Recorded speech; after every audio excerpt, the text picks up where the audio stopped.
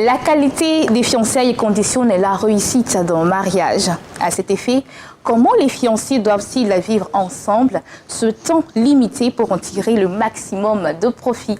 Mesdames et messieurs, bonjour et soyez les bienvenus sur ce plateau de Il faut en parler, votre magazine débat sur la vie de couple. Tous les samedis à partir de 17h30, eh bien, on se retrouve sur ce plateau. Alors aujourd'hui, notre thème, comment réussir ses fiançailles? Et à ce propos, je suis avec deux invités, à savoir Madame Binta Sogodogo et les femmes de médias. Bonjour Madame Sogodogo. Bonjour. Comment madame. ça va? Ça va. Monsieur Brou Augustin, il est le directeur technique du Palais de la Culture de Treichville. Il est des nôtres aujourd'hui afin de débattre de ce thème. Bonjour Monsieur Brou. Bonjour. Comment ça va? Bien. Alors, comment réussir ses fiançailles, ça vous parle? C'est un thème assez intéressant. Disons qui est encore d'actualité. Et quand on voit en fait les dérives dans lesquelles s'injecte en fait ce qu'on peut appeler en guillemets jeune couple. Et quand on voit surtout en fait le taux élevé de violence conjugale, on doit pouvoir s'interroger sur le fondement du mariage qui est en fait les fiançailles. D'accord, ok. Alors, notre consultant de tous les jours, le pasteur Bois-Bilejou, ça est des nôtres. Hein. Bonjour papa. Bonjour. C'est toujours un plaisir de te recevoir sur notre plateau avec toi à notre côté. Je pense qu'il y a beaucoup de conseils qui sont distillés à travers ta présence. Merci beaucoup. Monsieur Brou a parlé, il a dit quelque chose de très important, c'est-à-dire avec le taux de violence conjugale que nous voyons, les gens, ils ne laissent pas maturer, disons, leur relation, et puis bon, c'est de façon prématurée qu'on entre dans le mariage. Le mariage, sans vraiment les outils nécessaires pour faire. Et après, quand on le fait, quand on arrive devant, on dit l'amour est aveugle. Mais en chemin, il ouvre les yeux. Il ouvre les yeux. Voilà. D'accord. Mais quand il ouvre les yeux, on dit ah, c'était comme ça, c'était comme ça. Et on est surpris. C'est la seule alternative. On regarde le divorce. Ouais, c'est celui-là. Alors, Madame Sogodogo, j'aimerais bien savoir sur quelle base doit-on choisir son homme ou sa femme? Quand est-ce qu'on peut présenter ce dernier ou cette dernière à sa famille? Et quand est-ce que ce dernier devient votre fiancé? Merci. D'abord, on va dire les cas diffèrent en fonction des caractères, en fonction des personnes. On peut être avec quelqu'un qu'on croit connaître après 3 mois, on veut présenter à la famille. On peut être avec quelqu'un aussi après 6 mois ou bien après 1 an. Ça dépend des personnes et de la manière dont on s'y prend. Tout part de la communication et de la sincérité des choses.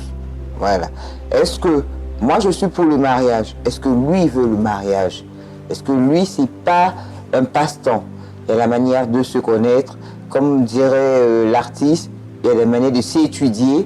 On apprend à se connaître, on apprend à se connaître. Et puis, on avance. À partir de quel moment on l'appelle mon fiancé? Parce qu'il y a une alliance. L'alliance, la bague. Parce que, et, on va dire, chez moi, parce que tu allais voir mes parents que tu as donné des colas. Voilà.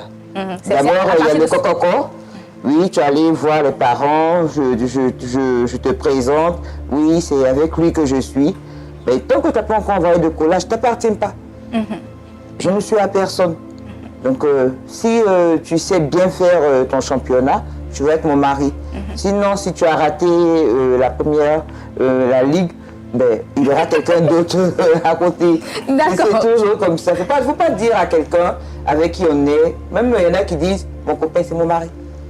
Il y en a qui disent, et après... Qui appelle le copain mon mari. Oui, Madame X, parce que oui, elle a eu une petite aventure avec X, elle va dire, oui, X, c'est mon mari. Voilà, un moment. Et après, c'est ce qu'on dit qu'on a eu, oui, il m'a menti. Non, il t'a pas menti. Qu'est-ce qu'il t'a dit dès le départ? Il t'a rien dit. D'accord. Alors, Monsieur Brou, qu'est-ce que vous en pensez? À quel moment peut-on appeler son conjoint ou sa conjointe mon fiancé? En fait, dans son intervention, elle a sorti un thème assez important et capital, la notion de l'appartenance. Et c'est ce qui fait que beaucoup de femmes s'induisent en fait en erreur. Mais une femme n'appartient pas à un homme. Dès l'instant où j'estime que vous et moi, nous avons les mêmes pensées, le même désir, le même Dieu, j'estime que nous sommes faits l'un pour l'autre. Parce que dans les pensées, nous allons définir en fait ce que nous souhaitons pour nous, aujourd'hui et demain. Si d'aventure, au cours de notre cheminement, nous avons des enfants, quelle éducation nous donnons en fait aux mêmes enfants?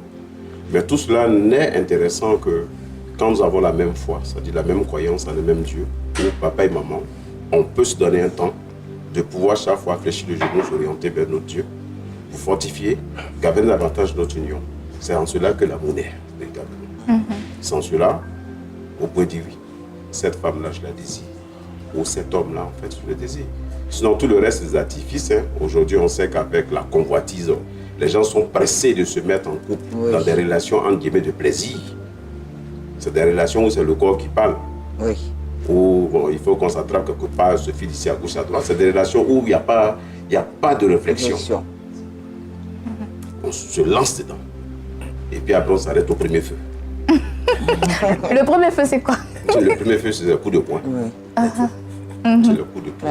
Ah, d'accord. Moi, j'aimerais bien savoir, après combien de temps on peut présenter son homme ou sa copine ou bien son copain à la famille? Après, vous savez ce qui est difficile dans les sciences humaines. On vous dit dans les sciences humaines, le sujet connaissant est le sujet à connaître. C'est l'homme qui s'est lui-même en tant que tel. Tout va sur la base de la confiance qui est le fondement de toute relation véritable entre hommes. Si je suis convaincu par ta façon de faire avec moi, comme le dit entre guillemets, si tu arrives à me convaincre de ce que tu veux réellement de moi, pas en tant qu'un être humain, pas parce que tu regardes en fait ma fortune, pas que tu regardes en fait ma profession, mais tu veux de moi en tant qu'être humain avec ma valeur intrinsèque, alors on s'en va. On s'en va. Mais aujourd'hui, donc on ne peut pas se fixer un temps. Non, pourquoi? C'est pas une compétition. Merci. C'est pas une compétition. On prendra le temps qu'il faut pour le faire. Si je vais être aujourd'hui puis demain, il y a un problème. Je deviens ridicule devant ma mère, mon père. Ils me diront, mais tu as fait un faux choix. Même devant tous mes amis en fait qui sont en fin de relation, ils diront que vous avez fait un mauvais choix. Tout ce qui se concentre dans la précipitation échoue toujours. Donc on prend le temps qu'il faut. C'est dans le temps que demeure en fait la sincérité. C'est dans le temps que naît en fait la confiance. Les préalables, c'est dans le temps. D'accord. Alors papa? Effectivement, comme on le dit, toute chose faite sans conviction, c'est un péché. D'abord, ça commence par des fréquentations. Et quand vous voulez aller loin, les fréquentations deviennent exclusives. C'est-à-dire, tu ne fréquentes pas quelqu'un d'autre, moi je ne fréquente pas quelqu'un d'autre, c'est nous deux. Ça commence déjà là. Mais il faut quand même un âge raisonnable. Il faut avoir un âge raisonnable. Parce que ce n'est pas des enfants qui se marient. Pour la femme, 21 ans, l'homme, 23 ans. Parce que la femme arrive vite à maturité, plus que l'homme. Il y a ça. Il faut un âge raisonnable. Et puis aussi, l'écart d'âge. C'est-à-dire, c'est souvent, on souhaite, l'idéal serait que l'homme soit plus âgé que la femme, de 2-3 ans. Ça ne veut pas dire que s'il y a 15 ans de différence, on ne peut pas réussir. Mais là, il faut beaucoup d'adaptabilité. C'est-à-dire qu'il faut que vous essayez de faire des ajustements. Alors que quand l'écart d'âge est quand même assez moyen, bon, facilement on y va. Puis il faut que les conjoints soient en bonne santé. Sinon, il y aura une contrainte financière sur le conjoint qui est en bonne santé. Si un des conjoints est malade, celui qui est en bonne santé sera sous pression. Il y aura des contraintes financières. C'est-à-dire que tu t'es marié pour aller soigner quelqu'un. C'est comme ça les gens le diront. La santé est primordiale. Tout à l'heure, la semaine dernière, on a parlé le thème dont on a parlé. Comment maintenir ça, la stérilité. Oui. Parce qu'il y a des groupes constitués dans lesquels, par exemple les églises, certains groupes, où on fait des tests préliminaires. Des tests préliminaires pour voir l'état de santé des conjoints, pour voir s'il n'a pas une hépatite, ce qui va l'empêcher d'avoir des rapports normaux avec sa femme, tout et tout, pour concevoir. Donc, c'est des choses, c'est pas une obligation. C'est pas une obligation, mais c'est nécessaire. Et M. Brou a parlé tout à l'heure il faut avoir les mêmes convictions religieuses.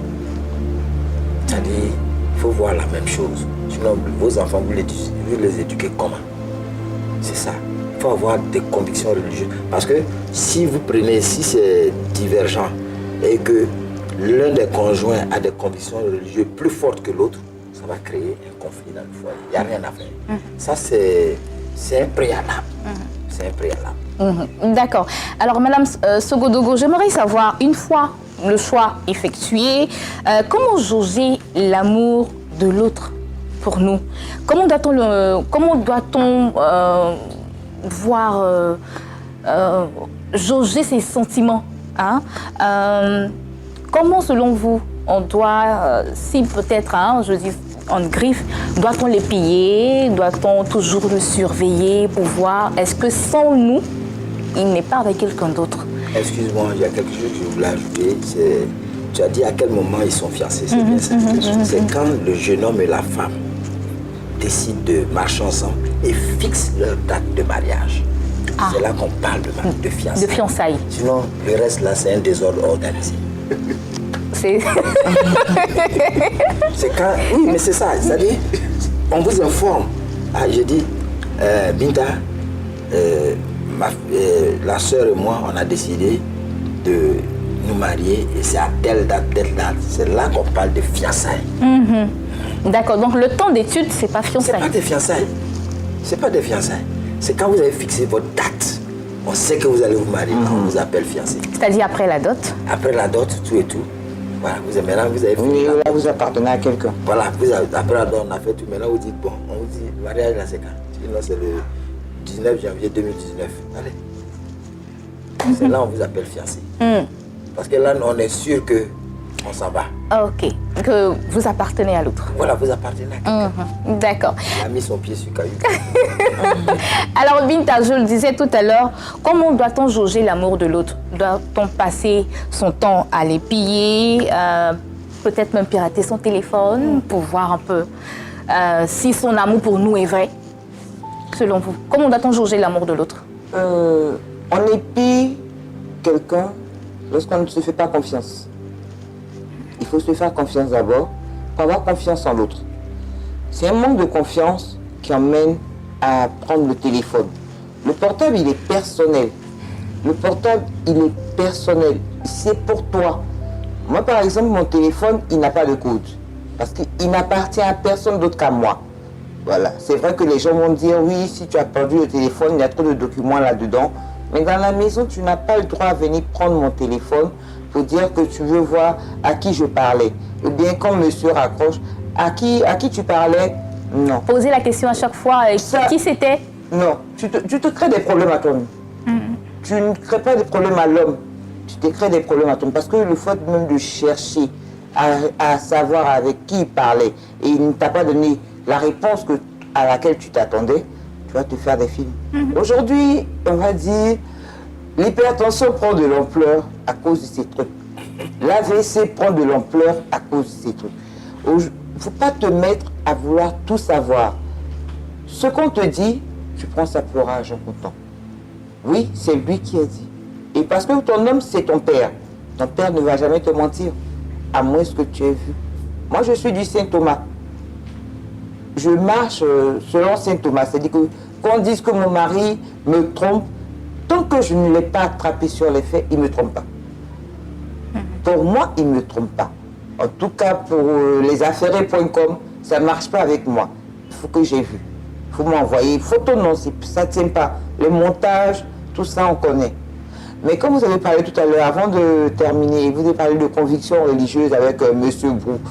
Je ne suis pas trop d'accord parce qu'on peut avoir différentes convictions religieuses et être ensemble. Il y en a dans ma famille où le père est musulman, la mère est catholique. Moi, j'ai vécu ça en famille. Ma mère ne nous a pas imposé de religion. Moi, j'ai fait l'école catholique. Mon père est resté musulman. Mes soeurs, elles avaient le choix. Il y en a qui sont devenues musulmanes. Et moi, je suis allée vers Dieu. Voilà. Ça n'a rien changé. Mais c'est pas pour autant qu'ils ne s'aimaient pas. Ils s'aimaient, mais chacun respectait l'autre. L'autre dimanche, tu vas à l'église. L'autre vendredi à la mosquée, tu fais tes 5 prières par jour. Voilà. Donc, quand on dit conviction religieuse, je vais dire le même état d'esprit. Par contre, je suis d'accord. Si on voit de la même manière, pour voir de la même manière, Dieu, c'est Dieu. C'est l'appellation qui change. C'est Allah, voilà, il y en a qui vont te dire autre nom, tout ça. Moi, la conviction religieuse... Pour vous, c'est pas un frein? C'est pas un frein. D'accord. Je parle de forte conviction religieuse. Parce qu'il faudrait qu'il y ait une compatibilité. Entre ces deux personnes? Voilà, entre les deux personnes. Sinon, ça va... En tout cas, peut-être que des expériences ont réussi. C'est pourquoi... Mais il faut beaucoup d'adaptabilité. Il y a des efforts à faire. Il y a rien. Mais si quelqu'un, la conviction des religieuses de quelqu'un est très prononcée, c'est difficile qu'il se lie en couple avec quelqu'un qui n'a pas les mêmes convictions religieuses que nous. C'est voire même impossible. D'accord, ok. Mais chez vous, En fait, on ne va pas centrer le débat autour de la conviction religieuse dans un foyer, Oui. mais j'estime, pour faire plus sincère, plus franc pendant que nous sommes, si moi, ma femme est musulmane, cela suppose que je connais au moins les principes de l'islam. oui, Cela suppose qu'elle connaît au moins les principes du christianisme. oui. Bien C'est là que évidemment. naît la tolérance religieuse. Oui. C'est sûr. Moi, généralement, c'est pas ça, en fait. Ah Généralement, ce qu'on fait C'est difficile. quand on est de confession Différente. différente, ce qu'on fait, on laisse primer en fait l'amour. C'est ça. Et puis la notion de tolérance, on en fait comment? Sinon, moi, mon premier fils, sa mère est Koyaka, elle est musulmane. Elle aurait dû être mon épouse. Pourquoi ça n'a pas marché? Simplement parce que je suis chrétien. Son père est imam, elle est musulmane. On m'a demandé de faire un choix. On était jeunes, on a voulu en fait tromper les parents et puis privilégier ce que nous voulons. Mais ça nous a rattrapé tôt ou tard. Aujourd'hui, je suis marié à une chrétienne. On s'attend parfaitement. On n'a pas de dire, bon, pourquoi il y a ceci, pourquoi il y a celui-là. Non, Donc pour vous, ça a été un problème? ça a été un problème. Pour vous, ça a été un Et problème. le pasteur a dit, il y a des expériences réussies, mais avec Oui. beaucoup d'adaptation. On s'adapte.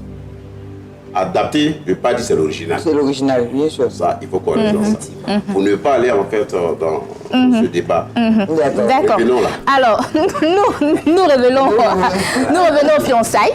Alors là, je disais, comment doit-on jauger l'amour de celui avec qui nous sommes? Doit-on les piller à chaque fois? Fouiller un peu le téléphone, chercher à fouiner un peu partout? Comment jauger son amour Non, pour mais nous? dès l'instant où vous fouillez le téléphone de votre partenaire, vous le surveillez comme si vous étiez du FBI, vous n'aimez pas réellement. L'amour, il s'inscrit dans les choses les plus simples. Moi, je ne parle pas d'autres personnes. Je prends ma propre situation. J'étais élève, j'étais en mode fiançailles, entre guillemets. Je venais de finir en fait mes stages, je ne travaillais pas. Et celle qui est devenue en fait mon épouse, mon enfant dont je parlais, il fallait qu'il parte à l'école. On n'avait pas les moyens. Et celle qui est devenue mon épouse, elle était obligée d'être, je précise, une servante. Pour que son agent échappé de moi me permette d'inscrire en fait l'enfant qui n'est pas elle son enfant.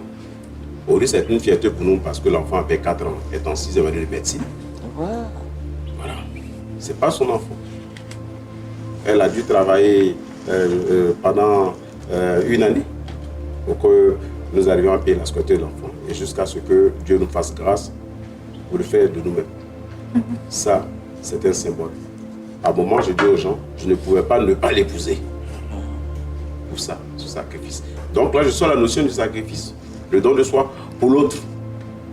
Les matins, quand je m'apprête à aller au travail, la personne qui ouvre le garage, c'est ma femme qui vient ouvrir. Pourtant, les enfants sont là. Elle ouvre. Une chose que je ne sais pas faire, je ne sais pas comment on attache les lacets. C'est ma femme qui m'attache les lacets chaque matin. Pourtant, je peux bien apprendre. Pourtant, les enfants sont là. Les enfants peuvent le faire pour moi en tant que tel. On n'a pas besoin de grandes théories pour démontrer qu'on aime son père. Mais ce gros aime être dorloté. Il aime être chouchouté. Et il en profite au maximum. Et ça donne envie de se On l'a habitué à ça. Justement, on vous a habitué à ça. Ça a commencé comme ça. Voilà. C'est comme ça a commencé. Voilà. Et c'est dans ça nous sommes. C'est une sorte Et de- ça a duré plus de 20 ans. D'accord. Et lorsque ça a commencé comme ça, vous n'aviez pas eu besoin de fouiller dans le téléphone? Jamais. C'est une sorte de Le reconnaissance téléphone qui a créé la de mon confiance. épouse Merci. C'est une sorte de sonne. reconnaissance qui a Je créé la l'appelle, j'ai confiance. dit ton téléphone sonne. Voilà. Même 18, ça ne me dit absolument rien. Parce qu'en fait, j'ai confiance en mon épouse. Elle me l'a dit, tu es le deuxième homme de ma vie. Quelle autre vérité pourrait-elle me dire encore? D'accord. Alors papa, qu'est-ce que vous en pensez? c'est quand même édifiant ce que M. Bou Oui. dit, c'est important. C'est-à-dire, il faut faire confiance simplement. C'est-à-dire, échanger, communiquer dans la vérité. Parce que si tu n'as pas confiance, la base réelle de l'amour, c'est la confiance mutuelle. Ok, tu t'as fouillé le téléphone. Tu peux rencontrer quelque chose que tu ne pourras pas supporter. C'est-à-dire, émotionnellement, tu n'es pas préparé à ça. Mais ça va te déstabiliser. Et ça va déstabiliser, disons, l'atmosphère conjugale. Ça va rejaillir sur les enfants. Elle a parlé des hypertensions, des AVC, tout ça. Mais attends, ça vient d'où? De quelque chose que tu as vu et puis tu es là. Oui, Donc cela n'est pas nécessaire pour jauger l'amour de l'autre. Non. Savoir s'il triche ou Tu n'es pas. pas un enquêteur. mais pourquoi tu veux savoir? Pourquoi? Tu as les billets? Non, laisse son téléphone. Si un homme te surprend en train de fouiller son téléphone et quand il entre, tu déposes, fais attention. Tu es à la porte de sortie. Oui, Ah oui. oui, je confirme ce qu'il a dit. Oui. Si tu as surpris, tu as déposé, il ne dira rien. Il ne dira pas, mais pourquoi tu fouilles mon téléphone? Et s'il n'a rien dit, tu es à la porte de sortie. Et s'il a dit quelque chose? Tu cherches quoi dans mon téléphone? Il t'a Moi, respecté il même un cherche- peu? Voilà, il cherche à communiquer. Et alors qu'il fallait privilégier ça, toi qui allais fouiller le téléphone. Dis à chérie, de temps en temps, des échanges francs dans la vérité. C'est la vérité qui est la base de... D'accord, donc on n'a pas besoin de piller le téléphone de Non, l'autre pas pour du tout, jauger pas du son tout. amour. Pas du tout. D'accord, ok. Quand il n'y a pas de téléphone là, vous ne vous aimez pas.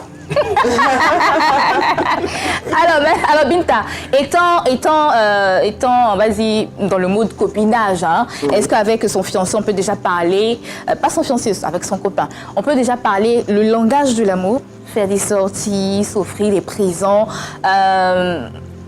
vivre avec la personne comme si nous étions un peu dans le mariage, juste le temps pour nous permettre de connaître mieux. Si je veux bien comprendre, je vais m'installer chez mon copain. Non, on n'hésite pas d'aller vous installer chez lui. En fait, merci monsieur Brou. C'est-à-dire, je suis... Non, on ne vous demande pas d'aller vous installer chez lui, mais vous le fréquentez le plus. C'est-à-dire, oui, donc le week-end, je suis chez lui, ou bien je passe toute la semaine avec lui. Quand j'ai envie de le fréquenter changer, plus souvent pour mieux le connaître. Quand- Est-ce qu'on peut faire ceci? est-ce la solution? On va chez quelqu'un que les parents connaissent. Vous voyez, aujourd'hui, il y a trop de divorces, il y a trop de cœurs brisés pour ce genre de choses. Parce que tu ne connais pas quelqu'un, parce que oui, X t'a dit qu'il t'aime. Et c'est vrai, il t'aime. Tu l'aimes aussi. Mieux vaut lui montrer ta cabane dans laquelle tu vis. Il va, il vient. Si cet homme est pour toi, un beau matin, il va chercher à connaître tes parents. Mais déménager directement chez X, c'est-à-dire que tu lui as dit que tu viens, comme certains l'aiment dire, tu vas, puis aujourd'hui tu laisses ton éponge. Après, tu laisses ton éponge, après tu laisses tes lunettes, ou bien tu laisses quelque chose parce que pour dire, tu marques ton territoire. Ça, les hommes n'aiment pas. Ils n'aiment pas qu'on les capture, qu'on arrive à les capturer. À mettre la main sur non, eux. mais il ne t'appartient pas, cet homme. Il est en train de te tester, comme j'aime bien le dire pour rire à mes amis. Je dis, mais peut-être que tu n'aimes même pas son Drogba. Son Drogba pour dire que c'est titulaire. Il y a Drogba, il y a Mas Gradel, et puis il y a Zokora. Toi, tu es qui? Tu ne sais pas, mais trouve-toi une place où il va te respecter. Mais ta cabane là, montre-lui cette cabane là. Si tu payes, si tu es en train de coucher là à 5 000, un homme te respectera. Il aura peur de toi, mais parce que tu vis chez toi. Vous ne voyez pas que c'est une fierté lorsque vous ouvrez votre porte à 18 ans, à 20 ans, c'est chez vous. Cet homme-là, ce n'est pas par rapport à l'argent qu'il vient, par rapport au cœur. Il y a des trucs du cœur qui ne s'expliquent pas.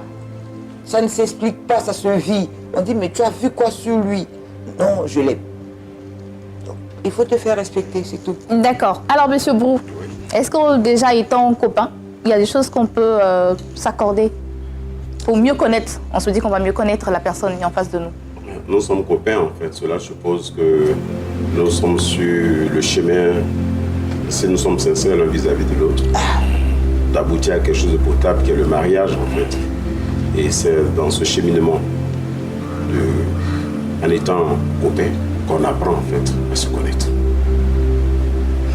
C'est là. On ne cherchera pas à transformer l'autre, mais on cherchera à l'apprivoiser, à l'orienter sur notre mode de pensée, notre mode de vie, et vice-versa. On cherchera à développer pendant ce temps de marche la notion de la réciprocité. Parce que beaucoup d'unions se sont construites sans réciprocité. Ouais, madame, toi tu payes la SODECI et moi je paye l'électricité. Bon, les enfants on fait moitié-moitié. Il n'y a pas de réciprocité dans ce couple. On dira non, c'est des relations calculées. La réciprocité suppose quoi? L'acceptation mutuelle l'un de l'autre. C'est le vrai sens même en fait de l'amour. C'est pendant le copinage qu'on apprend tout ça. La Bible est claire. Deux individus qui décident de marcher ensemble, c'est parce qu'ils s'accordent. Ils sont d'accord pour le faire. Et vous n'êtes pas ensemble, vous séparez dans le premier chemin. C'est dans ça que tu sauras, tu connaîtras en fait la passion de ton homme, s'il adore le football, s'il adore ceci, s'il fait ceci, cela, s'il est bon travailleur du corps. Tu sauras s'il a des projets pour vous. Mais quand tu te prends chaque matin, t'assieds au gars du quartier, en train de manger, en train de mettre votre bouche dans tout ce qui se passe au quartier, tu diras j'ai eu gars, parce qu'il a une petite cabane dans laquelle il dort, où tu peux venir passer le temps toute la journée dormir là-bas, faire des fugues au niveau de la famille pour dire ma fille est perdue ou bien mon garçon est perdu, alors que tu avais chez les garçons. C'est des relations de plaisir en fait. Oui. C'est des relations de plaisir dans lesquelles les jeunes dames, les jeunes gens se mettent. C'est des relations de plaisir. Ça n'a pas de sens, ça n'a pas de valeur juridique, ça n'a aucune valeur spirituelle. C'est nul. D'accord. Alors, pasteur. C'est tellement clair que ça dit, vous n'êtes pas mariés, ne faites pas ce que les mariés font. Les mariés font. C'est-à-dire, tu as parlé d'attouchement, se câliner. Il faut savoir mettre un frein à nos passions. Il faut faire très attention. Parce que si il découvrait ce qu'il cherchait, l'homme, qu'est-ce qu'il va rechercher encore? Qu'est-ce qui va l'attirer à toi? Comme elle a dit, il faut se faire respecter. Il faut savoir garder sa dignité. Il faut laisser l'intégrité de te voir, de te découvrir. Parce que c'est ça qui fait la beauté du mariage.